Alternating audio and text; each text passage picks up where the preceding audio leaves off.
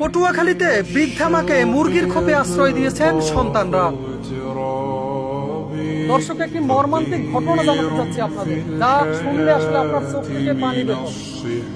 আপনি নয়, শুধু যে কোনো হৃদয়বান মানুষের চোখ থেকে পানি চলে। বলা হয়ে থাকে মায়ের পায়ের নিচে সন্তানের বেহেশত, কিন্তু সেই মায়ের প্রতি যখন এরকম অবহেলা করা হয়, জন্ম দিয়েছেন যিনি, সেই মাকে যদি এরকম একটি মুরগির খোপের মধ্যে আটকে রাখা হয়, তাহলে যেন আল্লাহর আরশ কেঁপে ওঠে, সন্তানের জান্নাত যেন হারাম হয়ে যায়। এরকম একটি ঘটনার বর্ণনা জানাতে চলেছি আপনাদের। যে মা বাড়ি বাড়ি ভিক্ষা করে সন্তানদের লালন পালন করে বড় করেছেন, সেই গর্ভধারিণী মায়েরই আজ আশ্রয় হয়েছে মুরগি রাখার খোপে। বৃষ্টির পানিতে ভিজে যাওয়া এরকম স্যাঁতস্যাঁতে পরিবেশেই দীর্ঘ বছর যাবৎ বসবাস করছেন জনম দুঃখিনী মা। মুরগি রাখার এই খোপটিতে নেই কোনো কাঁথা কিংবা বালিশ, এমনকি হাওয়া বাতাসও চলতে পারে না ঠিকঠাক।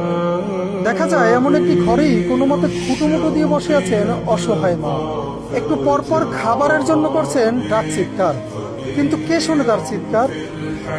জানা যায় ঝড় বাদল যাই হোক না কেন, সকাল হলেই বৃদ্ধা মাকে মুরগির খোপে রেখে কাজে চলে যান সন্তান ও পুত্রবধূরা।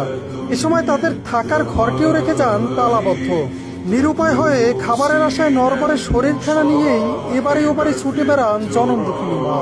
সম্প্রতি পা পিছলে আছাড় খেয়ে মাথা ফেটে যাওয়া সহ হাত ভেঙে গেছে বৃদ্ধা মা নূরজাহান বেগমের। সারাদিনের যন্ত্রণায়ও ছটফট করছেন তিনি। এছাড়াও একটু পানি খাওয়ার জন্য করছেন তীব্র আহাজারি, কিন্তু একাকী বাড়িতে তার